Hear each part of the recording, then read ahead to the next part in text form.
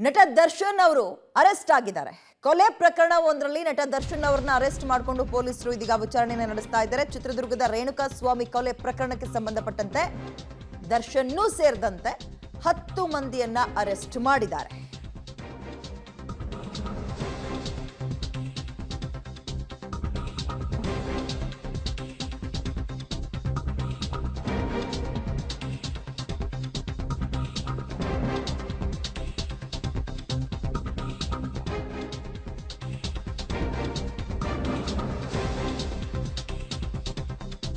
ನಟ ದರ್ಶನ್ ಜೊತೆಗೆ ಅವರಿಬ್ಬರ ಬಾಡಿಗಾರ್ಡ್ಸ್ ಹಾಗೆ ಇದೀಗ ಪವಿತ್ರ ಗೌಡ ಅವ್ರನ್ನೂ ಸೇರಿದಂತೆ ಒಟ್ಟು 10 ಸ್ವಾಮಿ ಕುಟುಂಬಸ್ಥರ ಆಕ್ರಂದನ ಅಳಲು ಎಂಥವರ ಹೊಟ್ಟೆಯನ್ನು ಕೂಡ ಒಂದು ರೀತಿ ಸಂಕಟ ತರಿಸ್ತಾ ಇದೆ, ಕಣ್ಣೀರು ತರಿಸ್ತಾ ಇದೆ.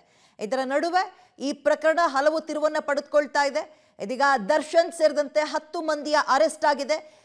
ಈ ಒಂದು ವಿಚಾರಣೆಗೆ ಸಂಬಂಧಪಟ್ಟಂತೆ ಗೃಹ ಸಚಿವರು ಕೂಡ ಪ್ರತಿಕ್ರಿಯೆಯನ್ನ ಕೊಟ್ಟಿದ್ದಾರೆ. ಕಾನೂನು ಎಲ್ರಿಗೂ ಒಂದೇ ಅಂತ, ಬಟ್ ತನಿಖೆ ಯಾವ ಆಂಗಲ್ ನಲ್ಲಿ ನಡೆಯುತ್ತೆ, ತನಿಖೆಯು ಎಲ್ಲರ ರೀತಿಯಲ್ಲೇ ನಡೆಯುತ್ತೆ ಅನ್ನುವಂಥದ್ದು ಒಂದು ಪ್ರಶ್ನೆ. ಇದರ ನಡುವೆ ಏನಪ್ಪಾ ಪ್ರಶ್ನೆ ಅಂತ ಹೇಳಿದ್ರೆ, ಈ ರೇಣುಕಾ ಸ್ವಾಮಿ ಎಂಬಂತಹ 33 ವರ್ಷದ ಹುಡುಗ ಈಗೇನು ಸಾವನ್ನಪ್ಪಿದ್ದಾನೆ, ಪಾಪ ಕೊಲೆ ಆಗಿದ್ದಾನೆ, ಬರೀ ಸಾವನ್ನಪ್ಪಿರೋದಲ್ಲ ಕೊಲೆ ಮಾಡಿರೋದು, ಈಗ ಆತನ ಕುಟುಂಬಸ್ಥರ ಆಕ್ರಂದನ ಮುಗಿಲು ಮುಟ್ತಾ ಇದೆ. ಪವಿತ್ರ ಗೌಡ ಅವ್ರಿಗೆ ಅಶ್ಲೀಲ ಫೋಟೋಗಳನ್ನ ಕಳಿಸ್ತಾ ಇದ್ದ, ಮೆಸೇಜ್ಗಳನ್ನ ಕಳಿಸ್ತಾ ಇದ್ದ ಅನ್ನೋ ವಿಚಾರಕ್ಕೆ ಶುರುವಾದಂತಹ ಈ ಒಂದು ಗಲಾಟೆ ಆತನನ್ನ ಕೊಲೆ ಮಾಡುವ ತನಕ ಬಂದಿದೆ. ಚಿತ್ರದುರ್ಗದಿಂದ ಆತನನ್ನ ಕಿಡ್ನಾಪ್ ಮಾಡ್ಕೊಬಂದು ಕೋಟೆನಾಡಿನಿಂದ ಇಲ್ಲಿ ಒಂದು ಶೆಡ್ ಒಳಗೆ ಕೂಡ್ ಹಾಕಿ ಒಂದಷ್ಟು ದಿನಗಳ ಕಾಲ ಹೊಡೆದು ಬಡ್ದು ಆ ನಂತರ ಕೊಲೆ ಮಾಡಿ ಆತನನ್ನ ಬಿಸಾಕಿದರೆ, ಮೋರಿಗೆ ಎಸ್ದಿದ್ರು.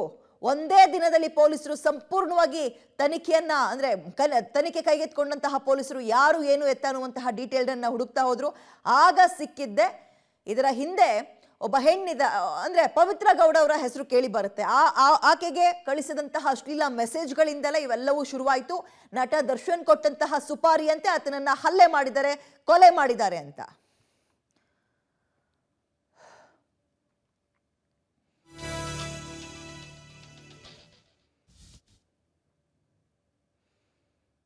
ಕಾಮಾಕ್ಷಿಪಾಳ್ಯ ಪೊಲೀಸ್ ಠಾಣೆಯಲ್ಲಿ ವರದಿಯಾಗಿರ್ತಕ್ಕಂತಹ ಒಂದು ಕೊಲೆ ಪ್ರಕರಣದ ಹಿನ್ನೆಲೆಯಲ್ಲಿ ಕನ್ನಡ ಚಲನಚಿತ್ರರಂಗದ ಓರ್ವ ನಟರನ್ನು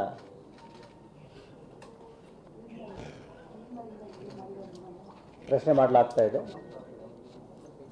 ಈ ಕೊಲೆ ಪ್ರಕರಣ ಆಗಿರ್ತಕ್ಕಂಥದ್ದು ದಿನಾಂಕ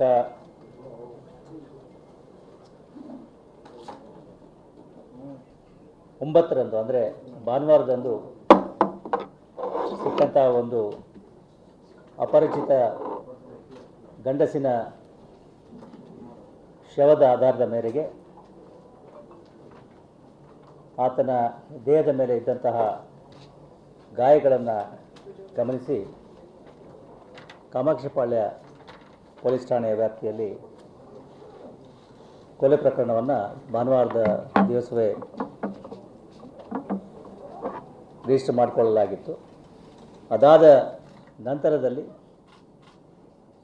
CCTV ಮತ್ತು ಇತರ ತಾಂತ್ರಿಕ ಈ ಪ್ರಕರಣಕ್ಕೆ ಸಂಬಂಧಪಟ್ಟಂತೆ ಚಿತ್ರದುರ್ಗದಿಂದಲೂ ಮಾಹಿತಿನ ತಗೊಳ್ಳೋಣ, ಮೈಸೂರು ಕಡೆಗೂ ಹೋಗೋಣ, ಹಾಗೆ ಬೆಂಗಳೂರಿನಲ್ಲಿ ಸದ್ಯ ಸ್ಟೇಷನ್ ಮುಂಭಾಗ ಏನ್ ನಡೀತಾ ಇದೆ ಇದೆಲ್ಲವನ್ನ ಮಾಹಿತಿ ಕಲೆ ಹಾಕ್ತಾ ಹೋಗೋಣ. ನಮ್ಮ ಪ್ರತಿನಿಧಿ ಮುರಳಿ ಲೈವ್ ಜಾಯ್ನ್ ಆಗ್ತಿದ್ದಾರೆ. ಮುರಳಿ, ಮೊದಲಿಗೆ ಸ್ಟೇಷನ್ ಬಳಿ ಏನೆಲ್ಲ ಡೀಟೇಲ್ಸ್ ಸಿಗ್ತಾ ಇದೆ, ಸದ್ಯಕ್ಕೆ ಏನೆಲ್ಲ ಅಪ್ಡೇಟ್ ಆಗ್ತಾ ಇದೆ ಅನ್ನೋದ್ರ ಬಗ್ಗೆ ನಿಮಗೆ ಮಾಹಿತಿ ಇದೆ ಇವಾಗ? ಇದೇನಂದ್ರೆ ಈ ಪ್ರಕರಣಕ್ಕೆ ಸಂಬಂಧಪಟ್ಟಂತೆ ಈಗಾಗಲೇ 9 ಜನ ಆರೋಪಿಗಳೇನಿದ್ರು 9 ಜನ ಆರೋಪಿಗಳನ್ನ ಬಂಧನಕ್ಕೊಳಪಡಿಸಿದ್ರೆ, ಜೊತೆಗೆ ಅಂದ್ರೆ ನಿನ್ನೆ ಸಂಜೆ 3 ಜನ ಆರೋಪಿಗಳು ತಾವೇ ಶರಣಾಗತರಾಗಿರುವಂಥದ್ದು ಪೊಲೀಸರ ಮುಂದೆ, ಕಾಮಾಕ್ಷಿಪಾಳ್ಯ ಪೊಲೀಸರ ಮುಂದೆ ಶರಣಾಗತಿ ಆಗ್ತಾರೆ. ಅದಾದ ನಂತರ ಅವರ ಹೇಳಿಕೆ ಮೇಲೆ ಮತ್ತೆ 7 ಜನರನ್ನ ಬಂಧನಕ್ಕೆ ಒಳಪಡಿಸ್ತಾರೆ. ಅದರಲ್ಲಿ ಟೋಟಲ್ 9 ಜನ, ಅಂದ್ರೆ 10 ಜನ ಬಂಧನಕ್ಕೆ ಒಳಪಡಿಸಬೇಕಿತ್ತು, ಅದರಲ್ಲಿ 9 ಜನರನ್ನ ಬಂಧನಕ್ಕೆ ಒಳಪಡಿಸಿರುವಂಥದ್ದು. ಬಂಧನಕ್ಕೆ ಒಳಪಡಿಸಿದ ಬಳಿಕ ಅವರು ಕೊಟ್ಟಂತ ಹೇಳಿಕೆಗಳೇನಿತ್ತು ಆ ಹೇಳಿಕೆಗಳ ಮೇಲೆ ಆಧರಿಸಿ ಈಗ ದರ್ಶನ್ ಅವರನ್ನ ಬಂಧನಕ್ಕೆ ಒಳಪಡಿಸಿರುವಂಥದ್ದು. ಅಂದ್ರೆ ವಿದ್ಯಾ ಪ್ರಮುಖವಾಗಿ ಇಲ್ಲಿ ಪಟ್ಟಣಗಿರಿಯ ಒಂದು ಶೆಡ್ನಲ್ಲಿ ಆತನನ್ನ ರೇಣುಕಾಸ್ವಾಮಿ ಹತ್ಯೆಗೆ ಒಳಗಾದಂತ ರೇಣುಕಾಸ್ವಾಮಿ ಏನಿದ್ದಾನೆ ರೇಣುಕಾಸ್ವಾಮಿಯನ್ನ ಏನು ಕೂಡ ಹಾಕಿ ಅಲ್ಲಿ ಹಲ್ಲೆಯನ್ನ ಮಾಡಿರುವಂಥದ್ದು. ಹಲ್ಲೆ ಮಾಡಿದ ಬಳಿಕ ಅಲ್ಲಿ ಹಲ್ಲೆ ಮಾಡಿದ ಸಂದರ್ಭದಲ್ಲಿ ಅಂದ್ರೆ ಮಾರಣಾಂತಿಕವಾಗಿ ಹಲ್ಲೆ ಮಾಡ್ತಾರೆ. ಹಲ್ಲೆಗೆ ಒಳಗಾದಂತ ರೇಣುಕಾಸ್ವಾಮಿ ಅಲ್ಲೇ ಸಾವನ್ನಪ್ಪಂಥದ್ದು ಶೆಡ್ನ ಒಳಗಡೆಯೇ.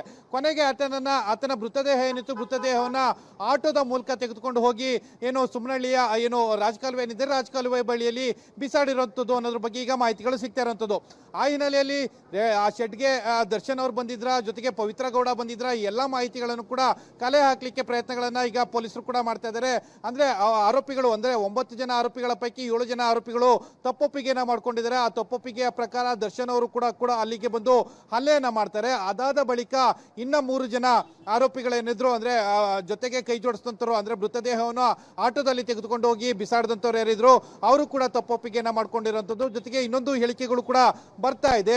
ಅಂದ್ರೆ ರೇಣುಕಾಸ್ವಾಮಿಯನ್ನ ಹತ್ಯೆ ಮಾಡೋ ಸಂದರ್ಭದಲ್ಲಿ ಪವಿತ್ರ ಗೌಡ ಅವರು ಕೂಡ ಅಂದ್ರೆ ಆತನನ್ನ ಶೆಡ್ನಲ್ಲಿ ಕೂಡ ಹಾಕೋ ಹಲ್ಲೆ ಮಾಡೋ ಸಂದರ್ಭದಲ್ಲಿ ಪವಿತ್ರ ಗೌಡ ಕೂಡ ಅಲ್ಲಿ ಇದ್ರು ಅನ್ನೋದ್ರ ಬಗ್ಗೆ ಹೇಳಿಕೆಯನ್ನ ಕೊಟ್ಟಿರುವಂತದ್ದು. ಆ ಹಿನ್ನೆಲೆಯಲ್ಲಿ ಪವಿತ್ರ ಗೌಡ ಅವರನ್ನ ಅನ್ನಪೂರ್ಣೇಶ್ವರಿ ನಗರ ಪೊಲೀಸ್ ಠಾಣೆಗೆ ಕರ್ಕೊಂಡು ಬಂದು ಈಗ ವಿಚಾರಣೆ ಮಾಡ್ತಾ ಇದ್ದಾರೆ. ವಿಚಾರಣೆನ ಮಾಡಿ ಅವರ ಪಾತ್ರ ಏನಾದ್ರು ಇದೆಯಾ ಏನು ಅನ್ನೋದ್ರ ಬಗ್ಗೆ ತಿಳ್ಕೊಂಡು ಮುಂದಿನ ಹಂತಗಳಲ್ಲಿ ಅವರನ್ನ ಕೂಡ ಬಂಧನಕ್ಕೆ ಒಳಪಡಿಸೋ ಸಾಧ್ಯತೆಗಳಿದ್ದಾವೆ. ಈಗಾಗಲೇ ದರ್ಶನ್ ಬಂಧನ ಆಗಿದೆ, ಪವಿತ್ರ ಗೌಡ ಅವರ ವಿಚಾರಣೆ ನಡೀತಾ ಇದೆ. ಬಹುತೇಕ ಅವರು ಕೂಡ ಬಂಧನ ಆಗುವಂತ ಸಾಧ್ಯತೆಗಳಿದ್ದಾವೆ ಅನ್ನೋದ್ರ ಬಗ್ಗೆ ಪೊಲೀಸ್ ಮೂಲಗಳು ಮಾಹಿತಿಯನ್ನ ಕೊಡ್ತಾ ಇರುವಂತದ್ದು. ಒಟ್ಟಿನಲ್ಲಿ ಇದೊಂದು ಒಳಸಂಚನ ಮಾಡಿ ಈ ಹತ್ಯೆಯನ್ನ ಮಾಡಿರುವಂತದ್ದು. ವಿಜಯಲ್ಲಿ ಪ್ರಮುಖವಾಗಿ ಇನ್ನೊಂದು ಇಂಟ್ರೆಸ್ಟಿಂಗ್ ಮ್ಯಾಟರ್ ಏನಂದ್ರೆ ಆತ ಚಿತ್ರದುರ್ಗ ಮೂಲದವನು. ಚಿತ್ರದುರ್ಗದಿಂದ ಆತನನ್ನ ಪಿಕಪ್ ಮಾಡ್ಕೊಂಡು ಬಂದಿರುವಂತದ್ದು ಚಿತ್ರದುರ್ಗದ ದರ್ಶನ್ ಅಭಿಮಾನಿಗಳ ಸಂಘದ ಅಧ್ಯಕ್ಷ ರಘು ಅನ್ನೋನು. ಅಲ್ಲಿಂದ ಪಿಕ್ ಮಾಡಿಕೊಂಡು ಬಂದು ಪಟ್ಟಣಗೆರೆಯ ಶೆಡ್ನಲ್ಲಿ ಇರಿಸ್ಕೊಂಡು ಅಲ್ಲಿ ಹಲ್ಲೆ ಮಾಡಿ ಅಲ್ಲಿ ಹತ್ಯೆಯನ್ನ ಮಾಡಿರುವಂತದ್ದು ಅನ್ನೋದ್ರ ಬಗ್ಗೆ ಈಗ ಮಾಹಿತಿಗಳು ಸಿಗ್ತಾ ಇರುವಂತದ್ದು. ವಿದ್ಯಾ. Stay with me, Murali.